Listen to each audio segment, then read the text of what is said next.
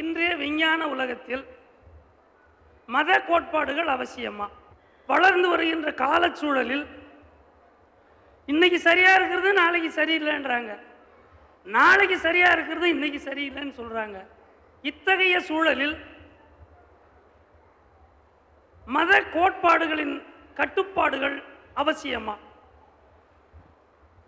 ஐயா அவர்கள் கேட்கிற கேள்வி, இந்த 21ஆம் நூற்றாண்டில் விஞ்ஞானம் இவ்வளோ வளர்ந்திருக்கின்ற ஒரு காலகட்டத்தில் இந்த மதம் தேவைதானா? ஒரு காலத்தில் தேவைப்பட்டிருக்கலாம். என்றைக்கோ ஒரு மனிதன் வளர்ச்சியுறாத ஒரு காலகட்டத்தில் மனிதனுக்கு இந்த மதம் தேவைப்பட்டிருக்கலாம்.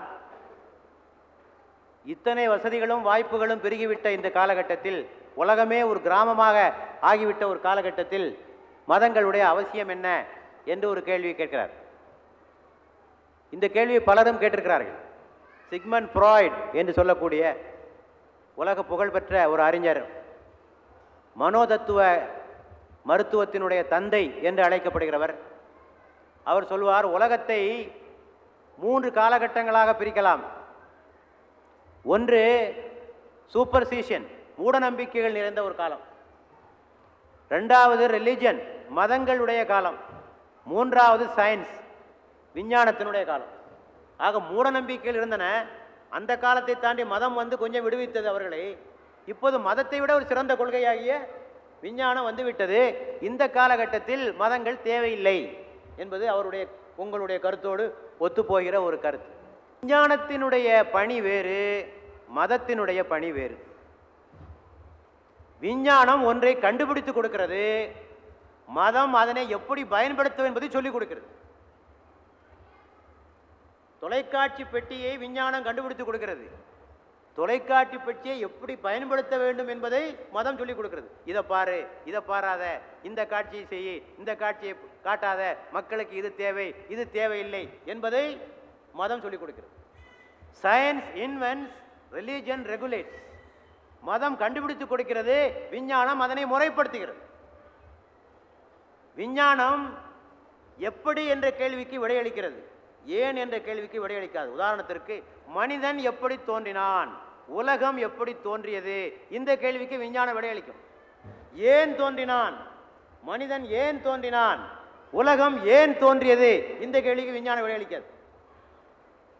ஆக விஞ்ஞானம் விடையளிக்காத பல்வேறு கேள்விகளுக்கு மதம், ஆன்மீகம் விடையளிக்கிறது. ஆகவே மதம் இந்த காலகட்டத்திற்கும் எந்த காலகட்டத்திற்கும் உலகம் முடிகின்ற வரை அது தேவையாக இருக்கிறது. ஆனால் சில நிபந்தனைகள், அந்த மதம் எப்படி இருக்க வேண்டும், அந்த மதத்திற்கு சரியான மதத்திற்கான அளவுகோல்கள் என்ன, அந்த மதம் உலக பொதுநோக்கு கொண்டதாக இருக்க வேண்டும், யூனிவர்சல் அவுட்லுக், சமத்துவ சமுதாயத்தை முன்னோக்கிய மதமாக இருக்க வேண்டும், நாடுகளுக்கிடையில், மொழிகளுக்கிடையில், இனங்களுக்கு இடையில் பாரபட்சம் காட்டுகின்ற மதமாக இருக்கக்கூடாது, எல்லாரையும் சமமாக பார்க்கிற ஒரு மதமாக, யூனிவர்சல் அவுட்லுக் உள்ள ஒரு மதமாக அது இருக்க வேண்டும். இந்த நாட்டை உயர்த்துவது, அந்த நாட்டை தாழ்த்துவது, இந்த மொழியை உயர்த்துவது, அந்த மொழியை தாழ்த்துவது, இந்த இனத்தை உயர்த்துவது, அந்த இனத்தை தாழ்த்துவது, இதெல்லாம் இருக்கக்கூடாது. எல்லாரையும் சமமாக பார்க்கிற ஒரு மதமாக அந்த மதம் இருக்க வேண்டும். மனிதனுடைய எல்லா பிரச்சனைகளுக்கும் தீர்வு சொல்லுகிற மதமாக இருக்க வேண்டும். மனிதன் சந்திக்கிற எல்லா பிரச்சனைகளுக்கும் தீர்வு சொல்லுகிற மதமாக அது இருக்க வேண்டும். எல்லா காலத்திற்கும் ஒத்து போகக்கூடியதாக இருக்க வேண்டும். இப்போ ஒத்து போகுது, அப்போ ஒத்து போகணும்னா அது உண்மையான மதம் கிடையாது. மனிதனுடைய இயற்கையோடு ஒத்து போகக்கூடிய மதமாக இருக்கணும். இயற்கையோடு ஒத்து போகணும்.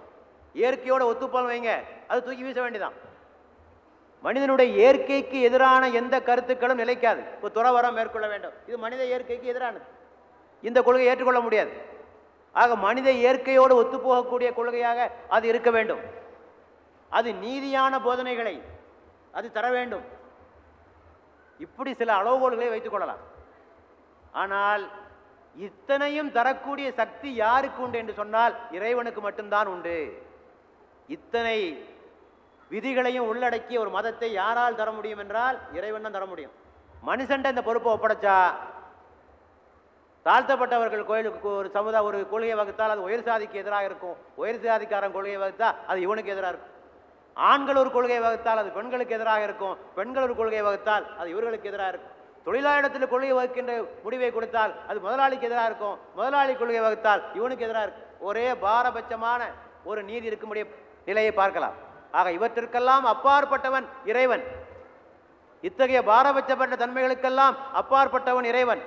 மனிதனுடைய இயற்கையை முழுமையாக உணர்ந்தவன் இறைவன். அவன் முழுமையான ஞானத்தை உடையவன். அவன் மட்டும்தான் வழிகாட்டுதலை தர முடியும். ஆகவே அவனிடத்திலே அந்த பொறுப்பை ஒப்படைத்துருவோம். நான் இஸ்லாத்தினுடைய பிரதிநிதி என்ற முறையிலே என்னால் தெளிவாக சொல்ல முடியும், இத்தனை விதிகளும் இஸ்லாத்திற்கு பொருந்தும். இத்தனை விதிகளும் இஸ்லாத்திற்கு பொருந்தும். இஸ்லாம் ஒரு பாரபட்சமற்ற கொள்கையை சொல்லுகிறது. எல்லா காலத்துக்கும் பொருந்தி வரக்கூடிய சித்தாந்தத்தை சொல்லுகிறது. மனிதனுடைய இயற்கையோடு ஒத்துப்போகக்கூடிய சித்தாந்தத்தை அது சொல்லுகிறது. மனிதர்களுக்கிடையே அது பாரபட்சம் காட்டுவதில்லை. எல்லா காலத்துக்கும் புரிந்து போகக்கூடிய கொள்கை சொல்லுகிறது. இத்தனை இஸ்லாத்தில் இருக்கு. இத்தோடு அது ஆதாரபூர்வமான மதமாகவும் இருக்கிறது. இஸ்லாமிய மதத்திலே இடைச்செருகள் கிடையாது. குர்ஆனிலே இடைச்செருகள் பார்க்க முடியாது. அருளப்பட்ட மொழியில் அருளப்பட்ட நிலையில் இன்று வரை பாதுகாக்கப்பட்டு வருகின்ற ஒரு மார்க்கமாக இருக்கின்ற காரணத்தினால் அது மனிதனுக்கு எந்த காலத்திலும் வழிகாட்டும் என்பதனை ஐயா அவர்களுக்கு நான் தாழ்மையாக சொல்லிக் கொள்கிறேன்.